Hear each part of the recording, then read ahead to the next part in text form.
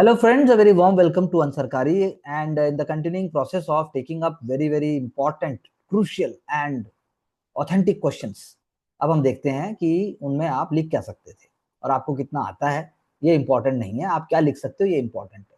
दोनों बातें अलग अलग है। बहुत बार आपको बहुत कुछ आता है फिर भी आप कुछ नहीं लिख सकते और लिख भी दोगे तो नंबर नहीं आएंगे, और बहुत बार आपको लगता है मुझे तो कुछ आता ही नहीं और फिर भी आप लिख देते हो और टॉप रैंक भी आ जाता है। उसके बाद धीरे धीरे दुनिया आपको याद दिलाती है कि आपको बहुत कुछ आता है, वो भी गलत है। लेकिन पॉइंट ये है बीच का एक बैलेंस होना चाहिए। तो हम देखते हैं कि यहाँ क्या है। Swami Vivekananda might well be called father of Indian nationalism, यानी एग्जामिनर आपके साथ बैठ के साथ में चाय पीते हुए बोल रहे हैं कि विवेकानंद, अच्छी अच्छी आप दोनों की बातचीत हो रही है और एग्जामिनर कह रहा है कि Swami Vivekananda might well be called father of Indian nationalism, elucidate. तो एक सिप चाय की ली और ये लाइन बोल दी और फिर आपने एक्सप्लेन करना शुरू कर दिया। अब देखते हैं आपने ऐसा क्या किया।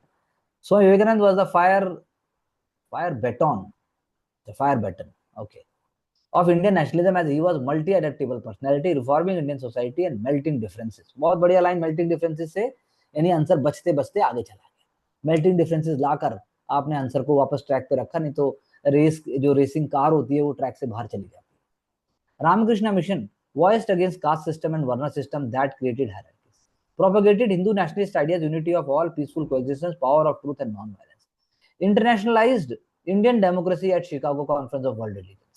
ये थोड़ा सा लास्ट थर्ड पॉइंट एक्सप्लेन हो सकता है, ये थोड़ा ज्यादा बड़ा वर्ड हो गया कि इंटरनेशनलाइज्ड, वो भी इंडियन डेमोक्रेसी। तो इसको आप थोड़ा बोलते कि जो इंडिया के एंशिएंट विचार हैं, वेदांत के जो विचार हैं, जो कि ट्रूली इंडियन डेमोक्रेसी को रिफ्लेक्ट करते हैं, वो उन्होंने शिकागो वर्ल्ड कॉन्फ्रेंस में बताया। तो यहाँ आंसर बहुत क्लियर है। थर्ड पॉइंट बस थोड़ा सा ज्यादा हो गया, तो बाकी सब तो ठीक है, चलेगा। जीएस के हिसाब से it is worth on track. And जहाँ तक फैक्ट की बात है, आ रहे हैं वो, तो मैं ज्यादा कुछ कहूंगा नहीं। भाई परमानंद, an Indian nationalist member of Gadar party and Hindu Mahasabha, he went to several overseas mission to generate awareness and support for India। एक मिनट नीचे आइए। अगर भाई परमानंद, मान लो मैंने शक्ल भी नहीं देखी, मान लो मैंने उनको जानता भी नहीं हूँ, मान लो, लेकिन एग्जाम उनका नाम पूछ रहा है और फिर भी मैं जो हूँ मतलब पूरी जील और पूरे पैशन के साथ सिर्फ ये बता पा रहा हूँ कि भाई ओवरसीज मिशन में गए, अवेयरनेस जनरेट की और सपोर्ट किया, तो ये कोई मतलब नाम अगर किसी का भी आता है तो उसको इतनी वैल्यू दे दो कि वो फंडामेंटली कुछ डिफरेंस कर दे, ऐसा कुछ लिखना चाहिए था। तो भाई परमानंद वाज द कैटलिस्ट, भाई Parmanand was the soul, Bhai Parmanand Bhai Parmanand was was a leading light of promoting Indian nationalism, या जो भी आप बात कर रहे हो। फिर आपको उसको तो मतलब जो आ रहा है ना उसको, आपने नाम कम सुना है इसका मतलब वैल्यू कम नहीं हो जाती है, आप थक नहीं जाते, थकना नहीं है। हर आंसर को ऐसा सोचना है कि यही आंसर दुनिया का आखिरी आंसर है, यही मेरी विल है जिंदगी की, इसके बाद ना मैं जिंदा रहूंगा या रहूंगी, इसके बाद ना मैं आंसर लिख पाऊंगी। ऐसा फोकस आंसर में आना चाहिए। अब डॉक्टर सत्यपाल को आपने अरेस्ट तो करवा दिया और आपने ये भी बता दिया कि जहाँ जलियांवाला बाग ट्रेजेडी, तो अरे इसकी जगह ये कहते कि डॉक्टर सत्यपाल जनता की रूह थे, वो जनता की आवाज थे, अवेयर थे, सेकुलर थे, मॉडरेट भी थे, गांधीयन भी थे, इतने खतरनाक थे कि ब्रिटिश को उनको अरेस्ट करना पड़ा और फिर रिलीज भी करना पड़ा, तब तो बात समझ भी आई। अब लेकिन आपने वही एक क्लास स्कूल का जो टीचर होता है प्राइमरी स्कूल का, आओ बच्चों तुम्हें दिखाएं झांकी हिंदुस्तान की, वो अगर उसको फील करो तो बहुत बड़ी बात है, और ना तो फिर गाना चलता है, बच्चे जो है बैठे रहते हैं, खुशली करते रहते हैं। Vasudev Balwant Phadke was the one of the early revolutionaries from Maharashtra, ये अब उनके नाम के साथ जो है वो हो गया, सपने में भी आ जाएंगे तो गोली चला देंगे, क्योंकि ये उनके नाम के साथ अन्याय है। क्योंकि he was father of militant nationalism in India, father of कि भाई मैं लड़के लूंगा, वो father he was the one जिन्होंने छोटी पोस्ट होते हुए भी ईस्ट इंडिया कंपनी में सारे महार और जो सो कॉल्ड, जिनको हम निम्न वर्ग कहते हैं, जो कि निम्न वर्ग कुछ होता नहीं है, उनको इकट्ठा किया, उनको डिग्निटी के लिए उनको मजबूर किया, उनको चेताया, और सब सोचो अंग्रेजों के खिलाफ बंदूक लेकर लड़ने को तैयार हो। कितनी बड़ी बात है। ये है Vasudev Balwant Phadke. George Yule, first non Indian to become president of INC, ठीक है, who subscribed to INC ideology, चलेगा। NC Kelkar was a lawyer and fought constitutional way for India's freedom, participated in legislature and चलेगा। CF Andrews fought on Indian side for complete independence, was a close friend of Gandhi ji and was the one who fought for labor relations, जिन्होंने labour, कामगार, मजदूर के साथ खड़े हुए, इसलिए उनको कहते हैं दीन बंधु। CF एंड्रयूज दीनों के बंधु, गांधी जी ने उनको कहा दीन है, दीनों के बंधु हैं। चलिए आगे। What were the reasons that changed Gandhiji's attitude of responsive cooperation to non-cooperation in 1920? अब हम इन आंसर्स को इसलिए लिख रहे हैं ताकि ना तो हमें रिवीजन करना पड़े, हमारा माइंडसेट भी क्लियर हो जाए और हम आगे के आंसर्स के लिए भी रेडी हो जाए. What were its consequences? Gandhiji's methodology was based on pragmatic and rational thinking with minimum damage of life and property to achieve Swaraj along with principles of सत्याग्रह. ये तो लिखना पड़ेगा ना, गांधी जी दिमाग में सोच रहे हैं ये, लेकिन आपको दिमाग नहीं बताना गांधी जी की. गांधी जी एक्चुअल में जो दुनिया को बोल रहे हैं आपको वो भी लिखना पड़ेगा ना. Gandhi ji was follower of सत्याग्रह. भले आप जानते हो गांधी चालू वो अंदर ठीक है, लेकिन बाहर नहीं बोल सकते. तो आपने जो लिखा हो तो गांधी जी के दिमाग में चल रहा है, वरना गांधी जी तो सोचते ही नहीं है कि प्रॉपर्टी को डैमेज होगा, लाइफ को डैमेज होगा. वो तो सत्याग्रह की बात करते हैं. तो आप गांधी जी के दिमाग में जाके आपने जो है सच्चाई लिख दी थोड़ी सी. A reasons less effective way of responsive cooperation was a post facto in nature. Champaran Satyagraha after the misery became big. British goals were being fulfilled as per this method. Thus the damage control strategy. बात तो ठीक है, लेकिन यहाँ पर जो आपको लेके आना था वो आप लेके आते. गांधी जी ने फर्स्ट वर्ल्ड वॉर में ब्रिटिश का साथ दे दिया और गांधी जी ने बोला भाई दे दो हमें, कुछ तो दे दो हमें. होम रूल लीग जब हुआ तो गांधी जी ने बोला हमें जो है होम गवर्नमेंट हमारी होनी चाहिए. ब्रिटिश ने कुछ सुना नहीं, ब्रिटिश ले आया रॉलेट एक्ट. अब ब्रिटिश रॉलेट एक्ट भी ले आया तो गांधी जी भी नहीं बोला यार ये तो दिमाग खराब हो गया. तो रिस्पॉन्सिव कॉपरेशन से वो नॉन कॉपरेशन की तरफ चले गए और धीरे धीरे वो खिलाफत वाली बात भी आ गई. तो दोनों चीजों ने मिला के गांधी जी को मजबूर किया. वही बात है कि I will give you swaraj within कितने years, within 1 year, 1 year. Sir. हाँ हाँ बताओ जी. गांधी. और जबकि स्वराज डिफाइन भी नहीं था, यूपीएससी ने पूछ भी लिया था इस बार. तो वही वाली बात है. तो वो वाली बात यहाँ लेके आनी है, कोई बात नहीं. तो आई थिंक वो थर्ड फोर्थ रीडिंग के बाद आता है, लेकिन यहाँ पर आ गया. तो आई think this is the fastest way. 7 minute के आंसर में अगर कोई समझ जाए तो इससे बड़ा चमत्कार क्या होगा. तो कॉन्सिक्वेंसेज वर लार्ज स्केल. ये सब बहुत अच्छे पॉइंट्स है. 1 2 3 4 5 that is not a problem. I think this is amazing. Therefore non cooperate I think rest is okay, rest is cool. The policies of British Indian government during 1850 to 90 were aimed at preventing another revolt of policies. पूछ रहा है big blow on the face of British about gathering approve Indian masses. यानी कि आप ये कह दो 1857 revolt ने ब्रिटिश का कच्चा चिट्ठा खोल दिया. ब्रिटिश को पहली बार पता लगा अरे बाप रे बाप इनको तो पता है, लेकिन ब्रिटिश फिर भी ऐसे करके बैठा रहा कि मैं इनको ये महसूस नहीं होने दूंगा कि मुझे भी पता है कि तुम्हें पता है. बात समझो, बड़े बात समझिए ना. तो ये वाली बात है, तुमने सही लिखा है लेकिन और सिंपल हो सकता है. तो 1858 प्रॉमिस टू स्टॉप एनेक्सेशन नहीं हुआ. टेक ओवर ऑफ आईएनसी ठीक बात है. कस्टमरी रिलेशन इंडियन कंसर्न ठीक बात है. इंडियन ब्रिटिश ठीक बात है. अब यहाँ देखो हमने इकोनॉमिक्स भी पढ़ी है, हमने पॉलिटी. आपको ये लिखना चाहिए था कि पॉलिसी थी कि एक्सप्लॉइट तो करेंगे लेकिन सिस्टमेटिक एक्सप्लॉइट करेंगे, इसलिए इंडियन काउंसिल एक्ट आ गया. रिप्रेजेंटेशन तो देंगे लेकिन नाम का देंगे, इसीलिए जो है वो 1892 वाले में आप जो है एलिमेंट ऑफ रिप्रेजेंटेशन ले आए.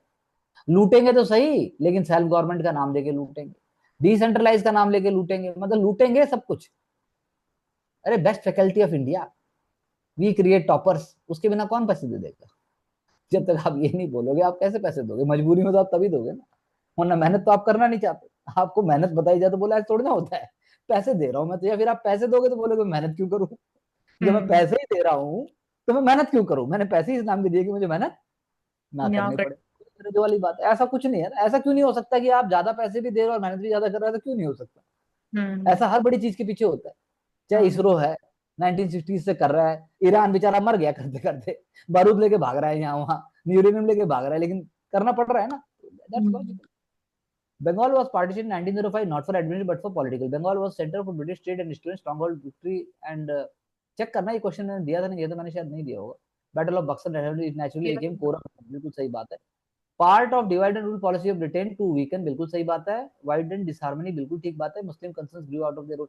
बस इसमें आपको ये लिखना था कि ईस्ट बंगाल और वेस्ट बंगाल, यानी जो बंगाल है ना उसका डिवाइड करने में ब्रिटिश को मजा आ रहा था, क्योंकि वो जानते थे कि सारा का सारा जो एडमिनिस्ट्रेटिव मैकेनिज्म है वो वेस्ट में है, मतलब कलकत्ता और इसके आसपास है.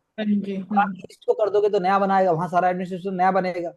नया बनेगा तो मेजोरिटी भी मुस्लिम की है तो अपने आप सब लोग वहां जाएंगे. बंगाली जो अपने आप में बड़े वकील बनते हैं उनका बिजनेस खराब होगा. जूट वाला सारा धंधा वहां चला जाएगा, यानी जो बांग्लादेश है बेसिकली और जो आसाम ये सारा है जो ये उधर हो जाएगा. तो यानी ये जानबूझ के था. और पॉपुलेशन भी इस तरीके. इंडियन नेशनल कांग्रेस भी चाहती थी बंगाल का डिवीजन हो, लेकिन वो चाहती थी बंगाल का डिवीजन हो बिहार उड़ीसा एक तरफ और बंगाल एक तरफ.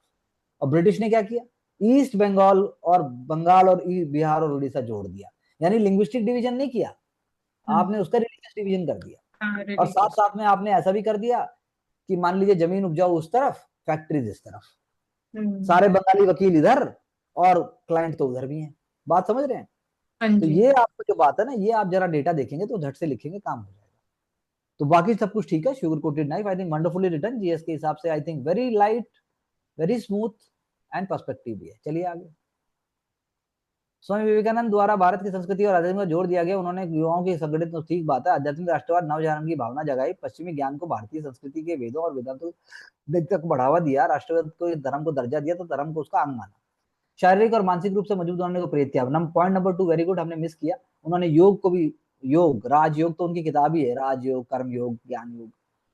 स्वदेशी की अवधारणा को बंगाल विभाजन के समय उत्पन्न हुई, प्रति राष्ट्रवाद को प्रेरित किया अपने पत्रों लेखों से माध्यम से। तो ठीक है, आप छोटे से लिखिए, जैसे आपने 2, 3, 4 पर पॉइंट में लिखे, ये ठीक चल रहा है। गांधी जी का प्रतिक्रियात्मक सहयोग, जिसे असहयोग आंदोलन के रूप में दिया था 1920 में, गांधी जी द्वारा ब्रिटिश सरकार के साथ उनके अपने सहयोग को वापस लेने से प्रेरित किया था। क्यों? कारण फर्स्ट वर्ल्ड वॉर, ठीक बात है, खिलाफत आंदोलन, ठीक बात है, जलियांवाला बाग, ठीक बात है, रॉलेट एक्ट, ठीक बात है, ब्रिटिश सरकार के प्रति अविश्वास, लेकिन इनका सीक्वेंस ठीक होना चाहिए। परिणाम, राजनीतिक भागीदारी में सभी तरह लोगों की उदारवादी और क्रांतिकारी एक साथ आ गए, अहिंसा के महत्व पर प्रकाश डाला गया, चौरी चौरा की घटना हुई। ठीक है, चलिए खत्म जरा जल्दी हो गया, मतलब ठीक से खत्म नहीं हुआ। इंडियन के विद्रोह के बाद ब्रिटिश सरकार ने भारत सरकार अधिनियम 1858 लेके आया। ठीक है, भारतीय सेना में महत्वपूर्ण बदलाव किए, प्रशासनिक आई थिंक डिवीजन बहुत अच्छा है। 1860 में पहली बार बजट लेके आया, आर्थिक नीति के तहत बुनियादी ढांचे को केवल आर्थिक और राजस्व विभाग के लिए तैयार किया, भाषा के आधार पर विभाजन, आई थिंक पॉइंट नंबर, ये भाषा वाला बहुत अच्छा है, हिंदुस्तानी और हिंदी में जो डिवीजन किया था 1890 तक राइट्स होने लग गए थे इसीलिए। 1861 में 3 हाई कोर्ट बना दिए, 1871 में प्रेस एक्ट लेके आ गए, 1880 में दिल्ली दरबार, आई थिंक कूल। अब सारे ऐसे क्रोनोलॉजी नहीं बना सकती, कुछ थोड़ा सा लिखना भी होता है। एक बार तुम्हारा दिमाग क्रोनोलॉजी में चलने लगता, तुम क्रोनोलॉजी लिखते चले जाती हो, मतलब क्या मतलब हुआ है? अरे भाई रोक गाड़ी को, थोड़ा सा लिख दे तू, सीधा ही मतलब पूरा 1 2 3 ऐसे करके लिख दिया। ठीक है, anyways good job by both of you. अरे अभी एक और है, बंगाल विभाजन का मुख्य कारण था बढ़ती हुई राष्ट्रवाद की भावना को कमजोर करना, धर्म के आधार पर विभाजित करना, फूट डालो शासन करो। बंगाल का क्षेत्रफल बड़ा है, बढ़ा नहीं है, बड़ा है, प्रशासनिक सुधार गौण कारण था, स्वदेशी आंदोलन, बहिष्कार नीति, स्वराज की उभरती भावना, ठीक बात है, और थोड़ा डिटेल सेकंड लेयर आना चाहिए था, नहीं आया। ठीक है, थैंक यू वेरी मच। अब बताइए मानसी जी, क्या किया जाए? तो एक तो जो पर्सनालिटीज वाले में आपने बोला वो कैसे पोर्ट्रे होना चाहिए, तो वो बस बहुत सिंपली लिखना नहीं है कि उन्होंने क्या किया या हाँ बिल्कुल, उनका क्यों चीजें। पूछा वरना? नहीं हाँ। लिखेंगे लोग, बात समझो, अल- लोग लिखेंगे, आपको जोर मारना है। हाँ। लड़ाई हो रही है, कंपटीशन है भाई बहुत तगड़ा। हम्म। जरूरी नहीं है ना कि नंबर एक बार कम आए तभी आप जागोगे। हाँ जी। हाँ। जरूरी है क्या? हाँ जी, है? नहीं सब। बस नहीं नहीं। जरूरी नहीं है तो मान लो, बात खत्म। हम्म। बस यही तो भावना है, अभी कुछ जरूरी नहीं है। अरे भाई यही जिंदगी मानो, यही भगवान मानो, यही आत्मा मान लो, मैं कह रहा यही है मेरी जिंदगी, यही सोच के करो हाँ जी। तो होगा। जी। अब तो सोचो मैं घूम के नहीं आई और ये कपड़े घूमूंगा और ये करूंगा, तो नहीं होने जा रहा है। हम्म। क्योंकि आर्टिफिशियल कंपटीशन है भारत में, समझे? 21 साल से लेकर 36 साल के आर्टिफिशियल कॉम्पिटिटर बैठे हुए हैं, हम्म।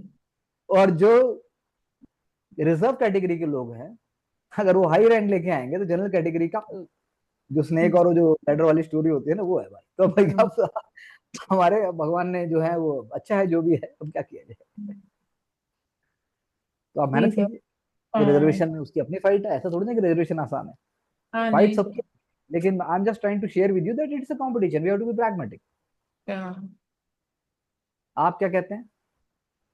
सर क्रोनोलॉजिकली लिखना है, पर अलग से पैसेज के उसमें फिर कंप्लीट सर अच्छे से करना है कि पूरा किस तरह से एंड होता है इसका। ऑब्वियसली अब ये बात कितनी बार समझाई जाए, मैं थोड़ी ना मैं स्क्रीन में से निकल के थप्पड़ मार दूंगा, क्या करूं मैं, बता ही सकते हैं। हाँ जी। So let's do it with more honesty, more confidence, and clarity. Thank you very much. Wishing all of you all the best.